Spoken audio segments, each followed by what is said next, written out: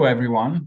We would like to welcome you and thank you for your interest in our topic, counseling siblings and parents of children with developmental disabilities using a relational, cultural, and family-centered approach to promote systemic engagement and resilience. Before we get to our presentation, I would like to have a short introduction with families and also personally involved with this population when it comes to neurodivergent. My colleague, Dr. Curry, unfortunately cannot be here, but she has also a decade or more experience with this population, also involved personally. And I'm very fortunate and blessed having two of our graduate students and graduate assistant with us today, Abbye McDonald and Mairin Reynolds, and they both have experiences with this population in a professional standpoint as well as from a personal standpoint. So thank you again for your interest in our topic, and we'll get on our way and hopefully it comes to working with this population. There is a high proportion of families that are impacted by disability, and later on we'll talk about what does really disability mean, and it's not really the population increasing, relations are increasing too. The ratio is out of sync. So there is, regarding how many more people we have our population, the number in comparison, people who had any type of disability, their numbers are going up too. And it has been a steady increase in the last 10 years. And there are lots of stats out there. One of the most U.S. Census Bureau's data, approximately about 13% of non-institutionalized adults have reported some type of disability. And another one from the Centers for Disease Control, that 1 in 6, about 17% of children in the U.S. have some type of developmental disability. Look at the overall number of our population, 340 million of us living here, and then out of that is 32 million people who have cognitive disabilities or mental health concerns. And if you look at the number itself, you may say, well, it's just about 10% of the population. But first of all, those are all people. And it's not only those people, but also the families that they are living with. And then also their communities and how those relationships impacting each other. And then we actually do have some of the local statistics here in Baton Rouge. I will hand it over to Mairin. Go ahead. Hi, everyone. My name is Mairin. I'm a first year in the clinical mental health counseling program at LSU. And we do have some local statistics based on Women's Hospital alone, and that is in Baton Rouge. So with the 1 in 6 in the country, there is also 1 in 44 children that are diagnosed on the autism spectrum disorder. So these are based off of, more specifically, the autism spectrum disorder. So based off of Women's Hospital, there are 7,955 births in 2021. So if we estimate 8,000 births annually with a stable birth rate over the last 6 years, that's 1,333 kids per birth year that will be diagnosed with a developmental delay. So if you add that into this 1 in 6 number, that would mean there are 1 in 44 diagnosed with autism spectrum disorder, which means 181 per year, or 1,086 child over a 6-year period. All right, thank you. So as most of you, if not all of you know, so these statistics can be very telling, but we have to keep in mind that these are not just numbers. There are individual families, couples, behind these numbers. And many do report that they are in distress. So there's a huge impact of working with or having a individual, or in certain numbers, can not only one individual, but a number of individuals in the family that do have some kind of disability. And it has physical, psychological, and relational effects. And often people report that they are in distress. People are tired. They are that stress that they are experiencing is impacting their physical and mental health, how they handle stress, how they are thinking critically. And they also report a lot of sleep problems. And overall, if they are not taking care of themselves, and caretakers are often in that position that they try to put themselves on the back burner because they can't, or they don't have time to take care of themselves, that eventually they will burn out. Having an individual, or having individuals with neurodiversity in a family or in a coupleship eventually will degrade the relationship, or it can degrade the relationship and how couples or how families solve their problems. And then eventually it will lead to dissatisfaction. Because of that, these couples and these families do have the risk, or they run the risk of their separation, to separate or even divorce. Because that toll, that emotional toll and physical, and we also have to look at a very important element of the contextual influence, the intersectionalities, and then the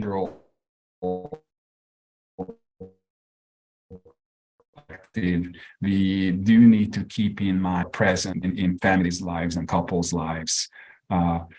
Because with certain levels, more and more elements can be compounding, and it is adding to the stress factor, and it's adding to the couples and the families' ability or inability to handle this type of situations or their lives.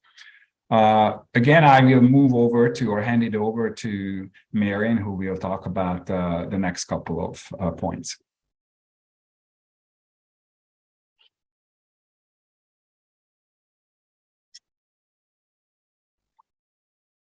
Hold on, Mairin, I'm sorry to interrupt. You were muted.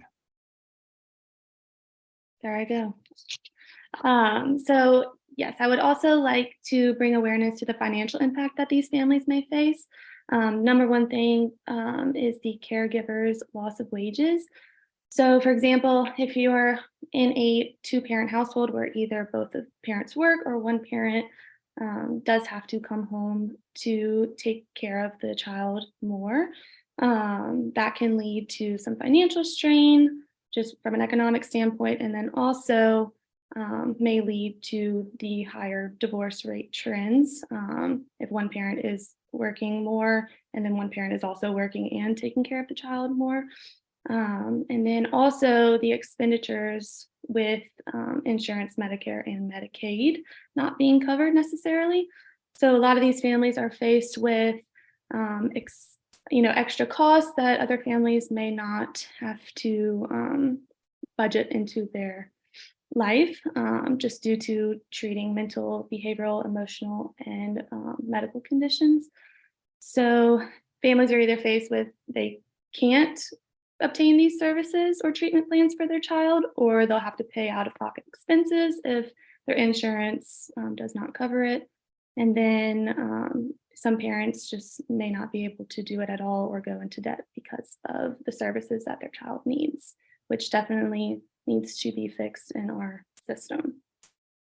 I'd like to add about the insurance. Hi, I'm Abbye, by the way. I'm a second-year graduate student in the program, and I have a history with ABA, and a lot of insurance companies will often fight with the service providers that a child does not need the services when they do indeed need the services. And so it's up to the providers to collect all the evidence and basically fight with the insurance to get that much needed service.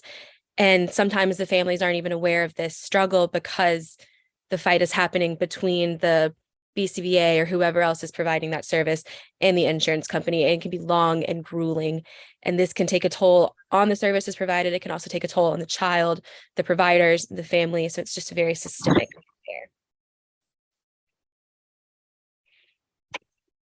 affair. And I believe that this is where I want to mention when it comes to helping families facing these circumstances, because often the family is already low on hope. Their level of hope is minimalized, and as the professional or clinician instilling that hope that it's worth it and there is help, and not giving them being vigilant about application for financial assistance, and even dealing with or working through the problematic circumstances with insurance companies is worth it. So as a provider, we need to instill that hope and encourage the families to stay with this, and hopefully that will help them. Or as from a social work perspective, we may have to advocate and step in to help the families and see what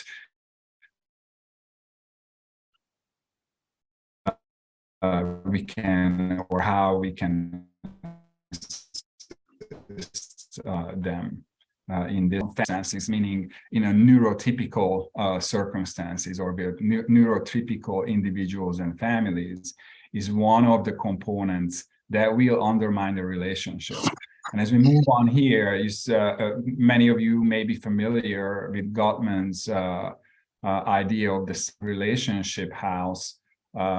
According to him, and with many clinicians follow this theoretical framework. You see it here, how a healthy couple can exist and live and have a successful and happy life. I'm not going to go into detail with this, but this is an example of a neurotypical healthy relationship.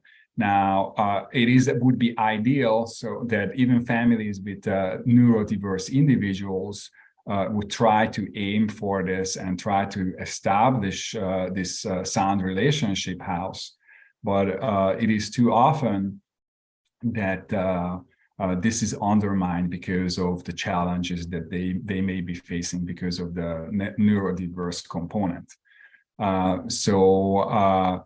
When it comes to focusing on one individual or certain individuals who have needs and wants, specifically the individual with neurodiversity, others' needs and wants will be secondary or non-existent. And then eventually it will wear individuals down, it will wear the relationship down. They may have great communication at the beginning of the relationship, but once the neurodiverse individual comes or enters into the system, at this point I'm talking about children, particularly children, communication between the couple and in the family may experience some challenges and difficulties. And as it comes to stress and the level of stress they are experiencing, their ability to think clearly and how they resolve the conflict going to be compromised. Very similarly to their critical thinking skills.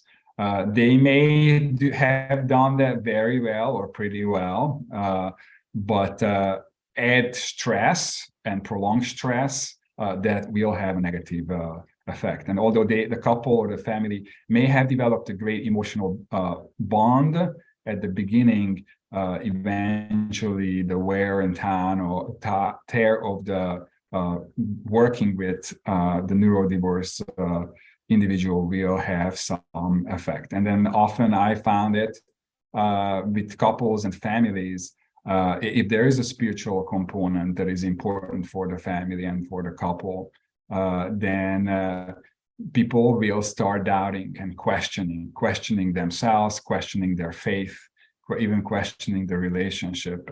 And I know one major question or inquiry I'm hearing quite often: how did a loving God made me go through this type of situation? And this is when I hear these questions, or this type of question, is quite profound, because I know very well that the families are loving no matter what kind of disability the child or the individual with neurodiversity may have.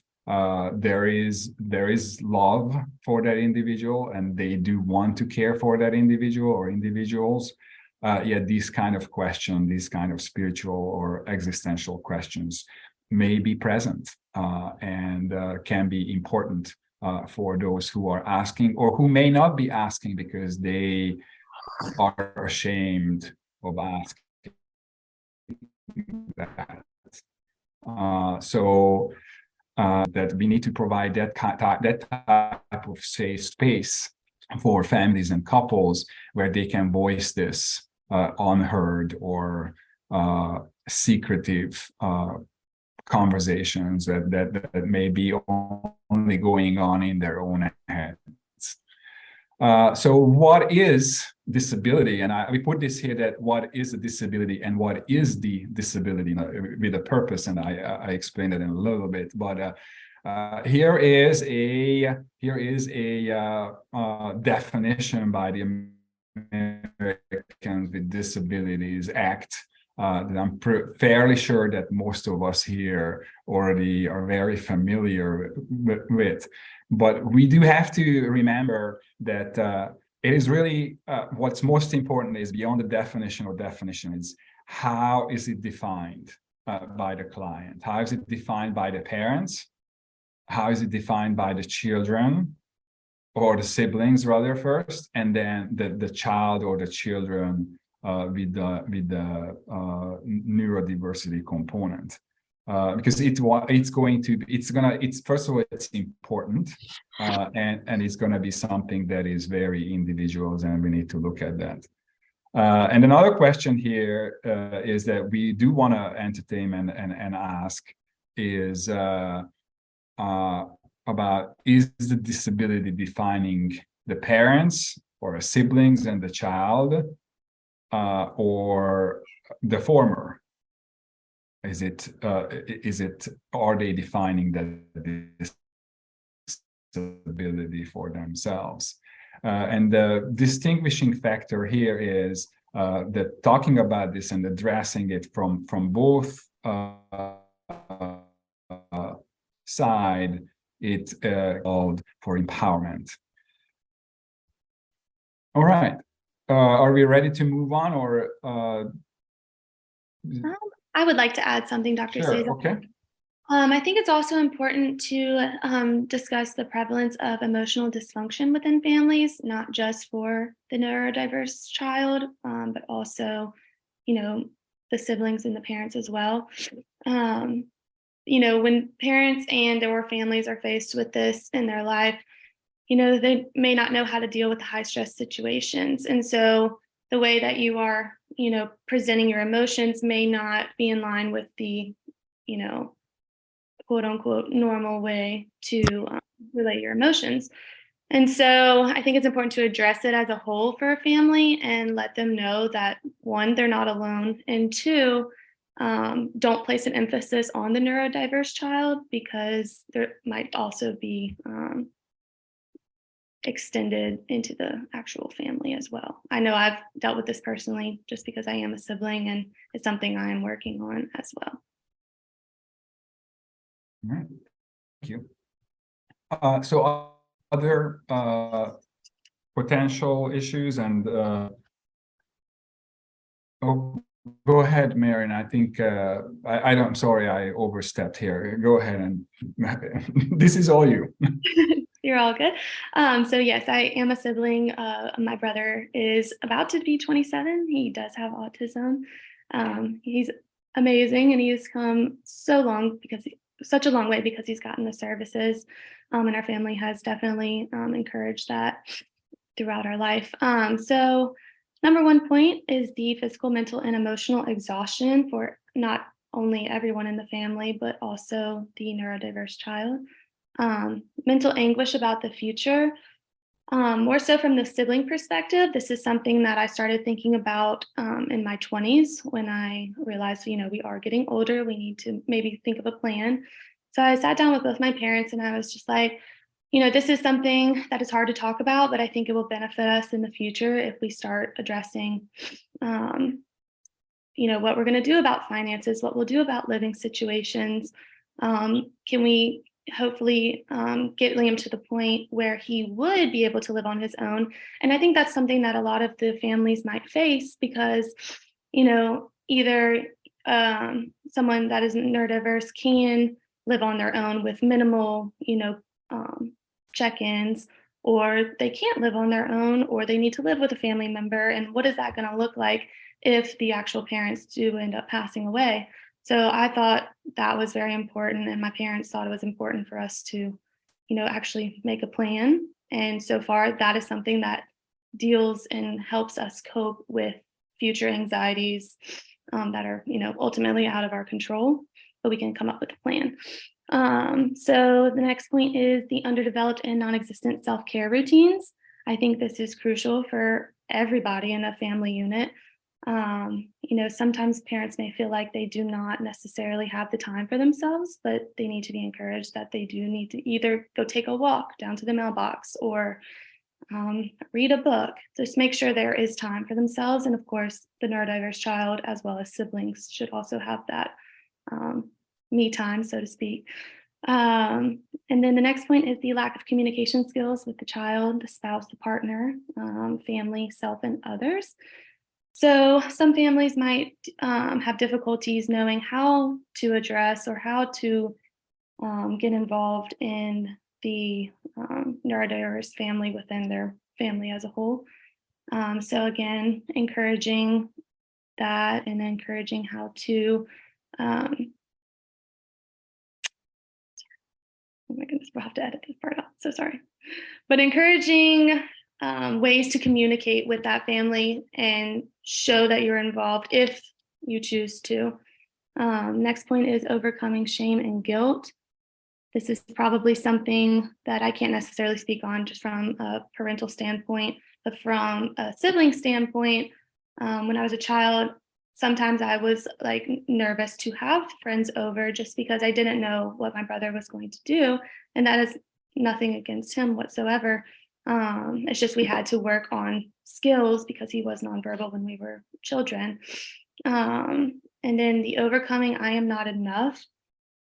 Again, I don't have a perspective of being a parent, but as a sibling, like I always try to protect my brother no matter what. And I wish I could be with him all throughout the day in case he does deal with bullying or does deal with people that don't necessarily understand where he's coming from.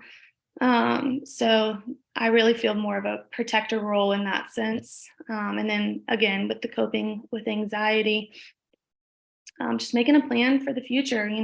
Plans don't always go as planned, but it's good to have ideas down on how to cope with those future anxieties. And then I also wanted to point out the isolating factor within a neurodiverse family and the overall extended neurotypical family. Parents may feel like they don't have anyone to turn to, and we experienced this in my life as a child, just because my parents needed other families that they could also relate to. So I even remember asking my mom when we were kids, I was like, do we have any friends that don't have someone in their family that's neurodiverse? And she was like, of course we do, but we needed that as a family. I needed other siblings to talk to, play with. And I also learned so much from the neurodiverse individual and their families and how they are like my brother, how they aren't like my brother, how we can bring awareness to all of this. So that has been super beneficial in my own life. And then just generally with the points of counseling and support, I think it's important to seek, it's up to the individual themselves, but I do believe it's important to seek, family counseling if you need it, marriage counseling if you need it, individual counseling, and so on and so forth, just to get that support system, because we definitely need it in our families. All right, thank you, Mairin. Reaching back to the from a parental perspective or parents' perspective of I'm not enough, I often find parents making statement that I'm doing everything I can, but it seems like that no matter how much I put into working with my child and dealing with life circumstances, it doesn't seem to be enough, and because of these ideas and the stress couples, families, parents experience when it comes to getting support. And often, unfortunately, they may have dealt with professionals who are not perhaps not knowing the neurodiverse population and their families and how to work with them. They may not give them the best choices, or they may not, hopefully, in us, those who are interested in working with this population, in us who have some also personal experience,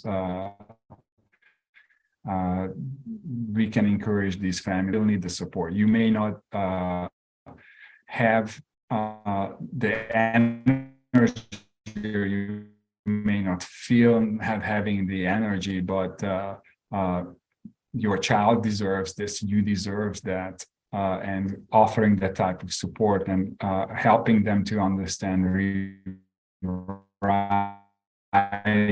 those schemas that they may not, that they rewrote or their circumstance, those schemas, or rewrite their stories and take a different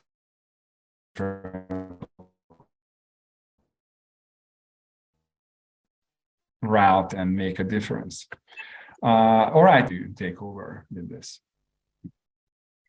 Okay, so I'm going to talk about some more issues that families might face, like the grief and loss over the dream child. So the disenfranchised grief, where they don't really fit in with what everybody is kind of expecting with that loss. They don't really get to live the dream that they had for their child, and they're coming to terms with that and their new reality in a way.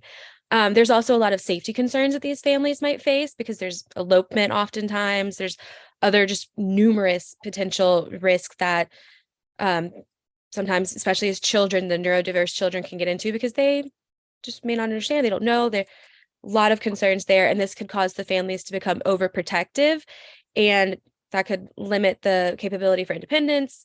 It can just create even more anxiety that Mairin was talking about earlier. Also, there's the attitudes of other parents and children. Sometimes the families with the neurodiverse individual are just not understood. They don't get that support that they need. The children are not always understood. Their needs aren't met by others sometimes. And so there's just this, sometimes an attitude of kind of dismissal, or just sometimes they might feel like they're being judged by others or kind of excluded. And it goes back to that isolating factor that Mairin talked about. Also with the friendships, this is another issue they might face. Mairin touched on this earlier with parents might struggle to feel like they have friends, which goes back to the support system. Children might also struggle to make those friendships, and they might feel that isolation there too. There's also the potential for discounting a child's abilities because they're neurodiverse. People might not think that they're capable of doing things. Like being nonverbal doesn't mean that they can't communicate. They just communicate in a different way, but people don't always understand this.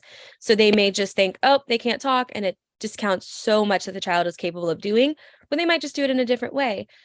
And then there's overall transitions that not only the child faces, but the kid faces. So not even just the daily transitions from like school to home or whatever, but the greater life transitions of growing up. Like Mairin said, what happens when a family member passes away and the child has to be taken care of by somebody else, or they have to take care of themselves. And then just certain life cycles of the family. So the family growing and changing with this child, and the developmental stages that the child might be missing or hitting or just having to adjust to differently than you would expect with the neurotypical child, maybe. Back to you guys. All right, thank you.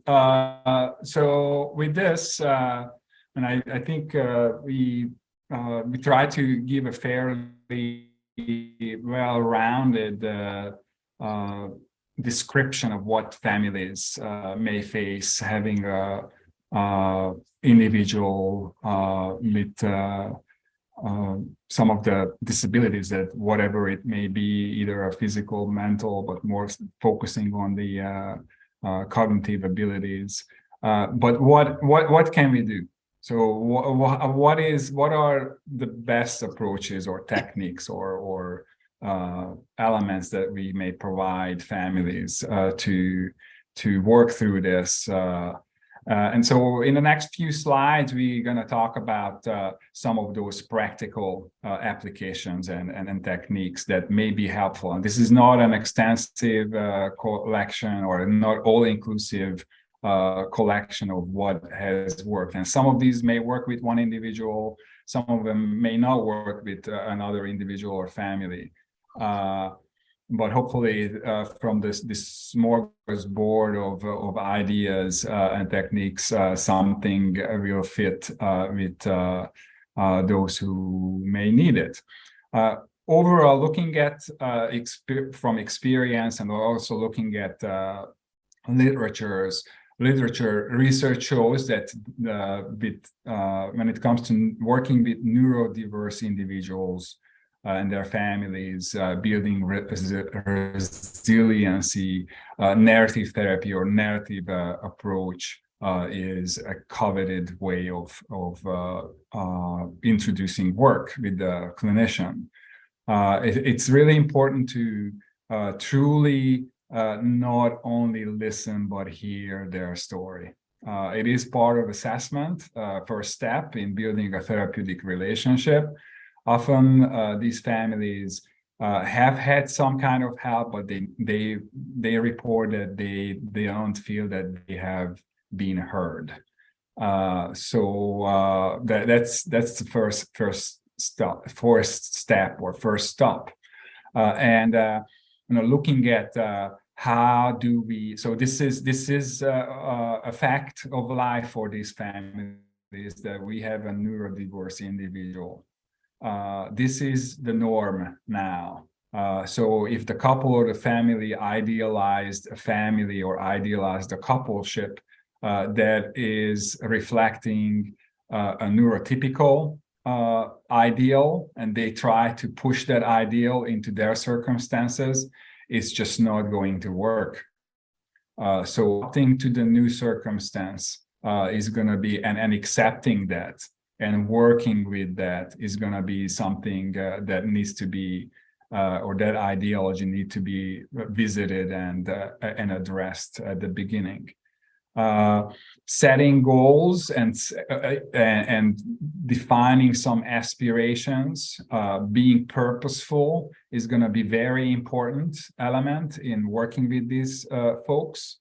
and establishing a routine and order. Most neurodiverse individuals do need some type of structured environment. They, if something steps out of line or something happens, the increase of the possibilities of something going wrong is going to be substantially greater. So establishing and following a routine and order will be detrimental. And looking at how everything moves on, develops, and progresses is going to be also important. Often progress with this population is slow or much slower than neurotypical individuals. Do we need a diagnosis? It's important to have the diagnosis. It does give a relief, but it's often when someone is diagnosed, there's disbelief and grief present. When you actually do diagnose someone, and if you can diagnose someone and you share that diagnosis with the family, particularly with the parents, you will, as a professional clinician, you will experience those heightened emotions and sadness and grief. So be prepared for that. But also keep in mind that diagnosis is given is that it's not that the diagnosis is going to determine the child or the coupleship. But okay, now what are we going to able to do with this, and how are we going to be working out of that diagnosis, rather than the other way around, that the diagnosis will determine the outcome. There may be some elements of solution-focused therapy bringing here. Remember that these families want to know answers, want to have some type of solutions. So moving into that kind of atmosphere of, well, what do you think? What's going to work for you may not be the best approach, because they are hungry, quote unquote hungry. They want to know what can help their child, what can help them. So often some type of directive and educational approach will be needed, and it's about working with and talking with the family, not talking to the family. And sometimes some elements of CBT may be working with, particularly with the parents, because as I mentioned earlier, some of the cognitive elements and routes may be jaded, that it just happened to develop that way because of their circumstances, their experiences, and those may need to be revisited. But use caution. It's not about that their thinking is wrong. It's more about how can we reframe this? How can we rewrite what you believe and what you're thinking? So not allowing the circumstances determine the thinking, but more about the thinking can determine how we are interpreting events. And I don't have it here, but when it comes to the neurodiverse individual, it's often about behavioral therapy and what can we help. The elements of behavioral therapy may be very useful and helpful. So specifics, and with this, I'm going to hand it over again to Abbye. Go ahead, Abbye. Thank you. So there are some specific techniques that we can use to help these individuals, even the families, not just the particular neurodiverse individual. You can use different grounding techniques like sand, grass, the 5 senses, the 5, 4, 3, 2, 1, count it down technique. There's the relaxation planet, which is where you kind of go to that relaxing place that you have. You create that relaxing place and you go there when you need to. It's your comfort place. There's the stop sign visualization, which is where you kind of think about a stop sign.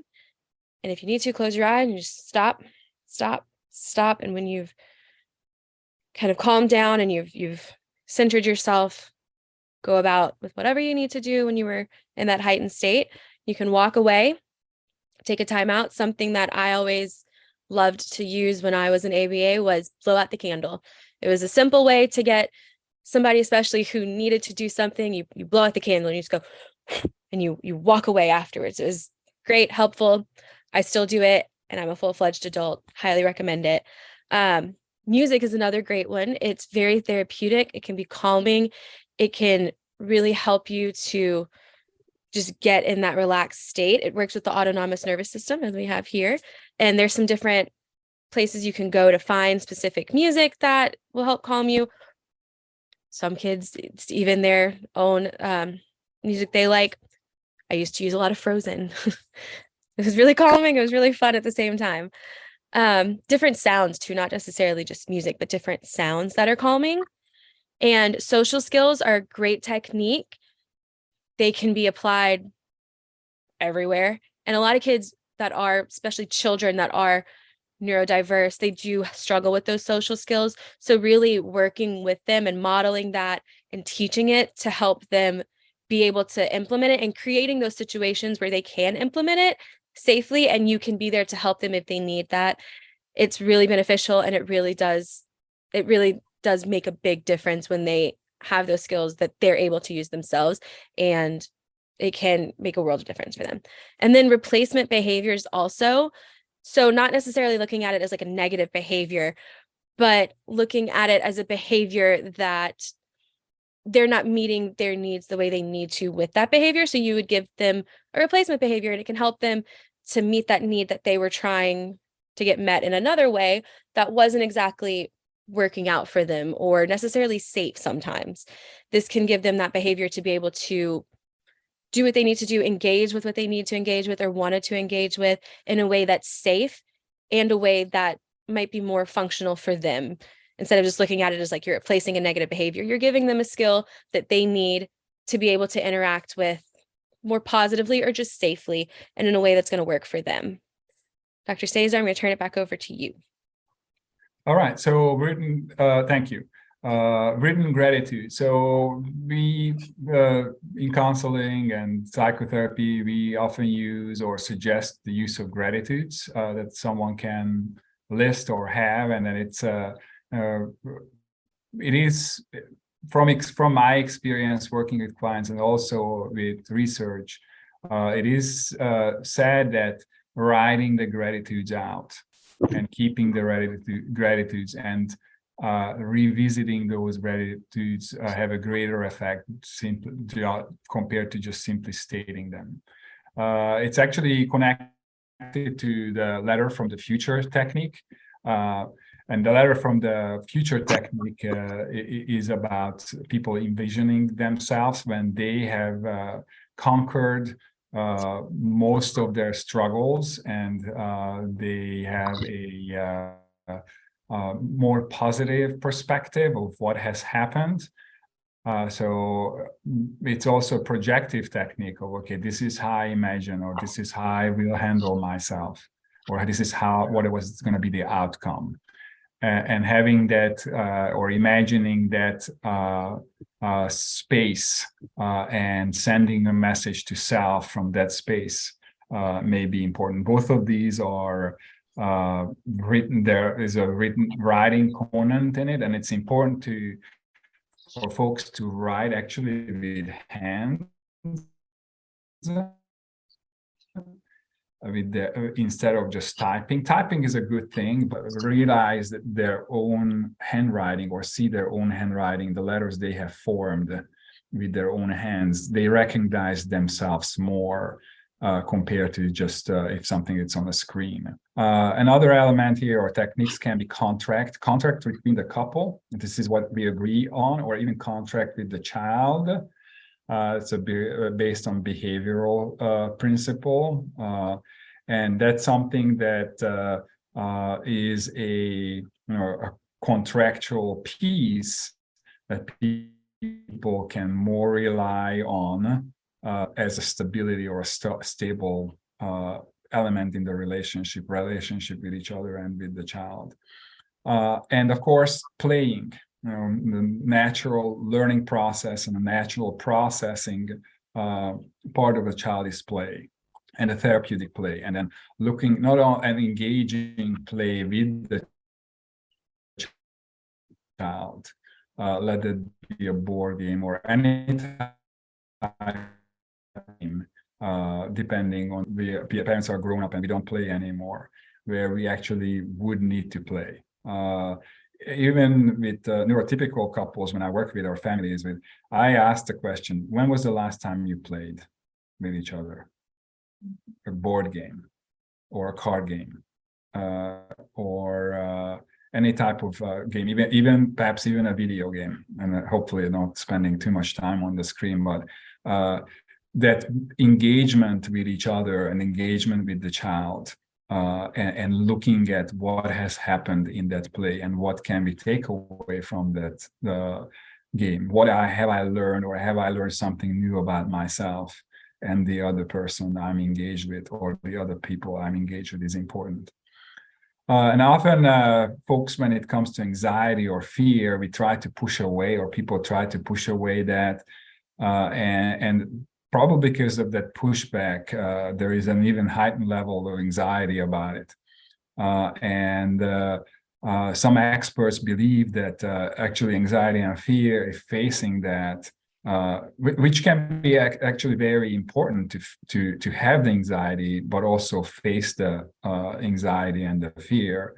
You can use this in a therapeutic intervention, and then one of this technique is called the ruler game, and it's based on the hierarchy of anxiety or hierarchy of fear. And this is when people have a ruler in one of their hands. It's like a 1-foot ruler, and the task is that to throw up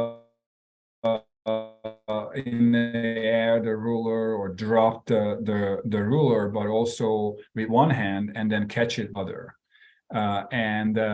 When a person catches that, then they will have to look at the number they caught it at the 1-inch mark, or all the way up to 12, and then writing it down, what that level of fear is associated with. So let's say that I caught the ruler at number 12, and my anxiety and my fear is that as a parent, that I'm going to die, and then my child's not going to get any support, and my child is in the category of neurodiverse population, and he won't or she won't have anyone that she can count or he can count on. And so the idea of the game is that hopefully that the person involved in it can write down this scale from 1 to 12, and it's not only that, but how can I help myself and my child and my partner or my spouse facing that fear, or how can I really help myself facing that fear? And that kind of structured directive approach at least helps ease their anxiety and then fear, and then hopefully give something substantial that they can deal with. Another important element here or technique is the therapeutic use of therapeutic animals, because not all animals can be used for therapy. There has to be some match between the individual and the animal. And we're not going to go into detail with this, but certainly the literature and an experience shows that particularly neurodiverse individuals and their families, when there's an animal present or even a pet present, that can be very positively affect the neurodiverse individual and their families. So that's something that is recommended in the literature. All right, I hand it back to Abbye. Another technique that's really good for helping families, particularly of neurodiverse individuals, are mindfulness practices. So it improves your daily coping skills, because mindfulness is just an easy way to say it. It's paying attention with intention, kind of. So you really are present in that moment. You are non-judgmental of yourself. It's very important to be non-judgmental of yourself and give yourself grace to try to be present in that moment. And if it's hard for you, it's perfectly fine. Just you keep practicing. So this improves the daily stress because it helps families and caregivers to be able to accept the difficult things that happen in day to day and to be able to decompress. And it helps them to be able to relate to themselves more when they're not able to give themselves that self-care, because Mairin talked about that earlier, about how it's very important to have that self-care for yourself. And this is a way to make sure that families are doing that and doing it without judgment for themselves. It is very important. And this lowers the stress level that they can experience, especially through like mindful yoga, mindful meditation, different breathing exercises. When you do get that feeling of stress, you can practice those breathing, like balanced breathing, grounded breathing, all of that. And it helps you to have that lowered stress level, be able to be more present in the moment, not just for yourself, but even for your family. And it really helps you to be able to just cope with those daily difficulties, or just the greater difficulties. You're able to be more present, pay more attention to your body cues even, and then what you need to give yourself in that moment, or just overall. It also is great in mindfulness groups. So you can have a mindfulness group for parents or just other caregivers, and this can help them to teach coping skills in the group. They can share their coping skills with other families, and it builds that support system that we were talking about earlier that is much needed. And it can really help for them to have those experiences with others. And it's really important to be able to have that moment to moment experience for yourself, so you are aware and you're able to provide not only the best care for your family members that are either neurodiverse or the ones that are in the family experiencing these with you, but it also really helps you to be able to take care of yourself and be able to not get burnt out, which is a high possibility with this population and this just the caregiving role in general. All right, back to you guys. All right. A couple of other things here that we would like to mention, and then this is the use or creation of social stories. What's the reason for social stories to work? This gives an opportunity for families, parents, and to revisiting expectations. Once they had an ideal, this is what, before the child has arrived, they had an ideal, or the dream child, or they had an ideal of the relationship. And reality may not reflect that expectation. So it's not that they have to give up their expectations, but more so about, okay, this is what we have right now, and how can we cherish, appreciate that, not only the individual, but our circumstances. It gives us visual, and it is a more defined or more accurate information that they are facing. They are facing their own reality with a concentrated and focused sense. And then also, this gives them or provides them the opportunity to see how the social interference will be forming their own ideas and all realities and experiences. And that can be very important for the couple as well. The way to do this, or way to create, is to use descriptive sentences. What is a fact, or how they are defining the fact. And then also talk about their own perspective, how they are looking at things, what is observable, but how they are thinking about it, and how they are feeling about it. And then the last element here is the directive sense, when people make a decision of, this is what I'm going to do, this is what I would like, or this is what I want, this is what I need. and this is how it will become. Another technique is that often used, or if it's not often used, families do report that it can be very helpful, and it is called the Wahlberger brushing protocol. They're either using they're using usually a soft brush that does help individuals that they are brushing their bodies, particularly their arms and their legs, and also their backs.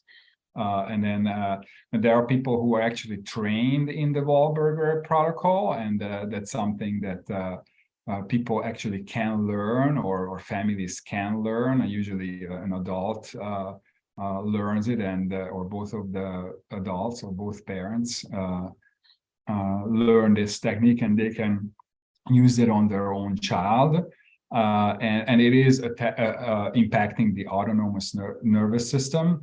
And the other part of the Wahlberger brushing protocol is the joint compression. So they usually start with the fingers, and then they apply a small pressure on the joints, and then they do that consecutively on the fingers, on all the fingers, putting this pressure on the joint, and then they move on to the other hand. And then once they're finished with the hands, then they go on the arm, and then they're applying pressure on the lower arm, the upper arm, and the same goes with the legs as well, with the toes and legs. So this is something that you may want to look into if you think that this can be useful for you or for your clients. And then definitely, I think both Abbye and Mairin mentioned that social skills training for both the parents as well as, or particularly the neurodiverse individuals, going to be or can be very important if their developmental and cognitive level or emotion level can afford it. And it can be done, or it is usually done through occupational therapy or carried out by an occupational therapist. I'm going to hand it over now to Mairin. So go ahead, Mairin. Thank you, Dr. Csaszar. So yes, going back to what Abbye said about the emphasis on learning breathing techniques, the vagus nerve reset techniques, that's essentially just learning how to breathe and slow down and reset the internal feelings you may be feeling. And you can do this by taking like a small coffee straw and taking a deep breath, blowing slowly through the straw, and that just like re-engages your brain and makes you feel a sense of whether it be peace or just gets rid of the anxiety. And then you can also do other techniques like looking to the left until you take a deep breath or you cough, and then looking to the right and doing the same thing. And if you notice relief from that, then you can keep doing that and looking into that option. And then there's also a term called interoception that has been surfacing lately. I'm very interested in this because essentially it just refers to the physical response that triggers fight or flight.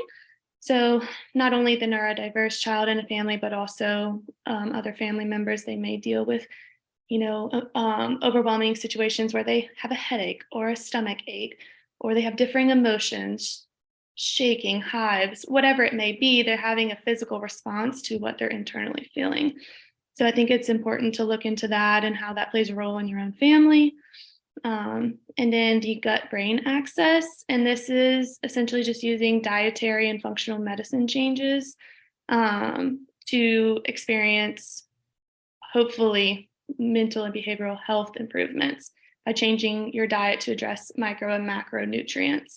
So I've seen this in my own family. As kids, we were very much on a limited diet for Liam. So I participated in that. I saw the benefits of that. We've incorporated that into our lives again recently. And I've really seen a difference in just how I handle, anxiety. And then also how my brother deals with things as well. So I think that's two important things that we could address and encourage you all to look into. Thank you. So a few other things, and then most of this, by the way, the specific techniques, it is adopted from other modalities. So I'm not going to go into detail with these specific techniques, particularly with this group. I think it's important to look at just an example of, okay, how instead of focusing on what's happening, and it is important to focus on what's happening and the negativity that may be present, but how can we find some type of solution? So making a statement and questioning and looking at those, looking at the answer, looking at the statement and looking at the question and looking at the answers, again, in retrospect, it's going to be very important. That is something going to be helpful with the questions. As you can see here in the list, that many of these do come from solution-focused, solution-oriented modalities. Moving on with the intervention, some of this we have already shared, and then these are elements that you would be generally using with neurotypical clients as well. Probably one of the major ones here is the second, the sharing of hope. Not only about what the clinician is hoping for, but the individuals themselves, what is their hope for them themselves, and with that, having a support or a support system, or helping the couple, helping the family to see the value of a support group, and giving them opportunities to be in a support group with other parents or other families that they experience the same. That does provide hope, and sharing that hope for each other gonna hopefully give them a silver lining that there is something positive, or there's something positive will come out of this situation. All right. Now let's turn to a little bit for next or last two slides let's turn our attention to what happens with siblings, or how are we working with siblings, because often siblings are the ones who are the unforgotten element in the family. Yeah, we're working with the neurodiverse child or children, we're working with the couple, with the parents, but what about the siblings? So I'm going to hand it over back to Mairin again, and then she'll take those. Yes, hi again. So siblings may develop multiple difficulties.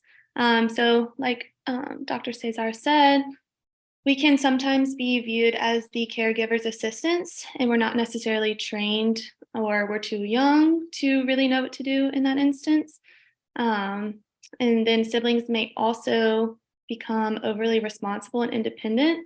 So in a neurotypical family, there's always two ways to, get attention from your parents. It either may go in the route of like being the responsible, independent child, or you may engage in risky behaviors to get attention as well. So I think that's also seen in our families. The siblings may feel neglected by parents. And again, this is up to the different families and how they actually engage with their other children. But in my own personal experience, I thought it was great to be able to be incorporated in therapies with my brother, because I was used as the peer model. So, with his speech therapy, his occupational therapy, his ABA therapy, it was just very beneficial to my life, because I viewed it as I'm getting to hang out with my brother, and this is, very exciting. And we were just learning ways to actually communicate when there, was the nonverbal element. Siblings may also experience mixed emotions, which again, any family may experience. It's just about trying to figure out how those parents are going to incorporate their children in an equal sense. And the situation provides opportunities for siblings. So whether that be self-control, cooperation, empathy. For me personally, it's led to a future in the helping professions, such as counseling, and advocacy opportunities. So as a child, I was able to travel around the country to bring awareness to autism and to also help with insurance reform. So that's an opportunity I wouldn't have had otherwise, and I'm so grateful for it. And then what I would really like to include on this slide is just a little story to encourage everyone. As a child, I realized there was not always going to be, that we're playing outside, we're riding bikes together, because that just wasn't our reality. So as a child, I decided, Liam can draw very simple shapes at this point, and we were, I think, 4 and 6. So we would sit for hours just drawing ice cream cones in silence. And it's one of my favorite memories because, and I don't mean to get emotional, it's something we could do and actually engage in. And that I'm so grateful for. So again, I want to encourage everyone out there. It doesn't have to look like the normal stereotypical lifestyle, because we were literally just sitting for hours drawing chocolate mint chip cones in rainbow ice. And I still have those pictures to this day. And it's encouraged my whole upbringing, to be honest. But yes.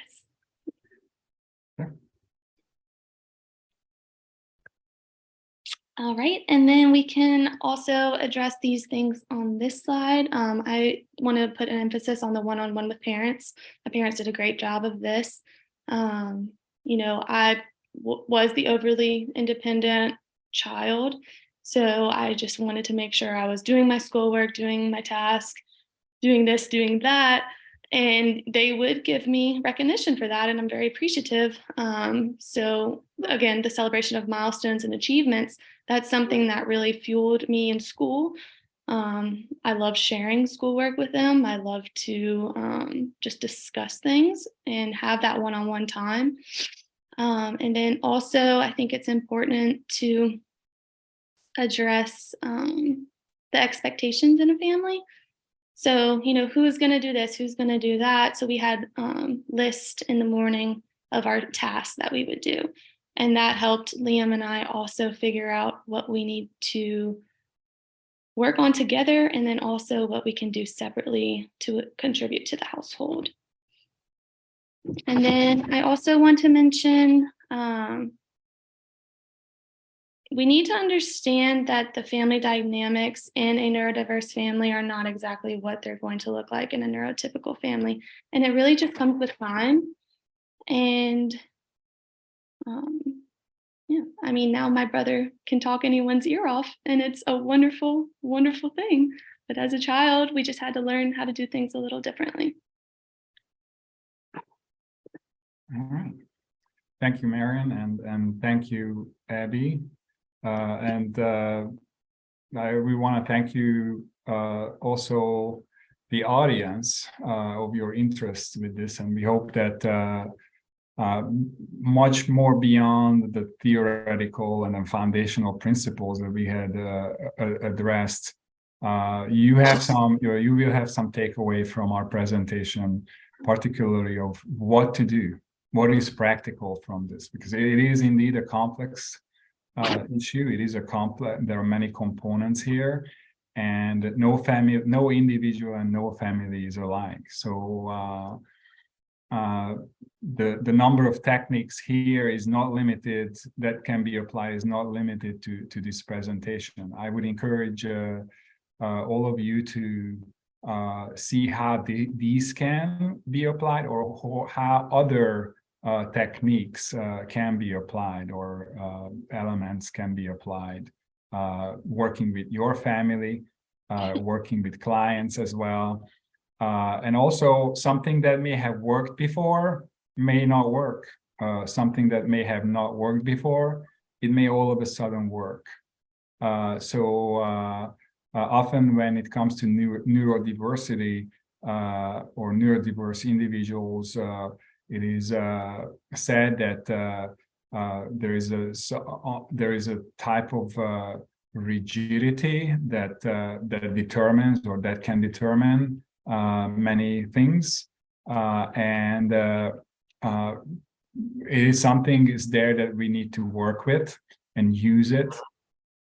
And how can we apply things to that element that can actually eventually change even that kind of rigidity, because it doesn't necessarily going to be there forever. So having that hope and having a multimodal approach and using our critical thinking and also our own ability to look at things from different perspective is going to be important. Thank you again. I will certainly let our contact information or informations on these slides available to you. And then if you have any questions to me or to us, we'll have our email address and contact information available. Thank you again. I hope you have a great rest of your day or evening.